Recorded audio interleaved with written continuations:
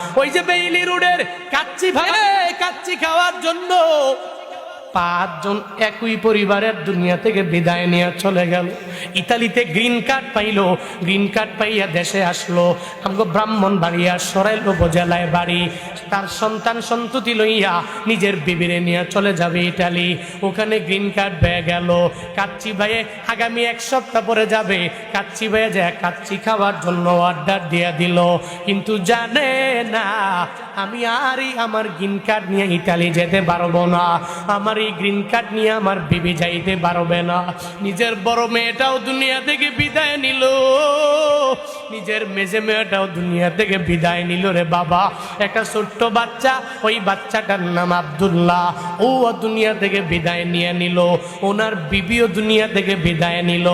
এক কথায় পুরা পরিবারটাই নিঃস্ব মিসকিন অসহায়ের মধ্যে ওই জায়গায় পরে দুনিয়া থেকে মৃত্যুবরণ করে ফেললো। 5 জনের কবর একই জায়গায় দেওয়া হলো। এরা যদি জানতো ওই জায়গার মধ্যে যাইতো না রে বাবা। এই যে গতকালকের ঘটনা, এমন কোন বাংলাদেশি বান্দা তোমরা নাই জানো না। গত রাতের বেলা আমরাও বয়ান থেকে ফিরার পথে আমি গাড়ির মধ্যে বিষয়গুলো দেখলাম। আগুন লাগলো ঢাকার বেইলি রোডে। ওই যে কাচ্চি ভাই এবং ইলদিন আছে এত বড় একটা দালানের মাঝে, এই যে আগুনে পুরে পুরে সব সারকার হয়ে গেল। গতকালকের আগের দিনেও যেই বিল্ডিংটা, যেই ভবনটা দেখতে এত সুন্দর, আজকে ওই ভবনের কিচ্ছু নাই, সব পুরে পুরে সারকার হয়ে গেল। এখন পর্যন্ত 46 জন দুনিয়া থেকে বিদায় নিয়ে চলে গেল রে বাবা।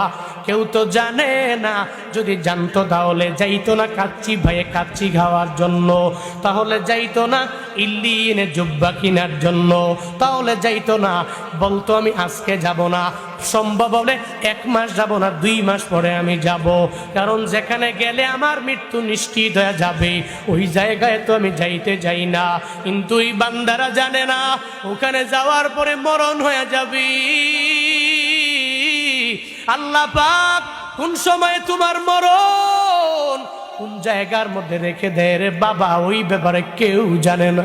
আমি জুনায়েদ আল হাবিব এখান থেকে বয়ান করিয়া আমার কুমিল্লায় যেতে পারবো কি পারবো না এই গ্যারান্টি আমি দিতে পারি না, কারণ প্রতিদিনই তো অ্যাক্সিডেন্টে 2-3টা লাশ আমাদের চোখের সামনেই পড়ে রাখে।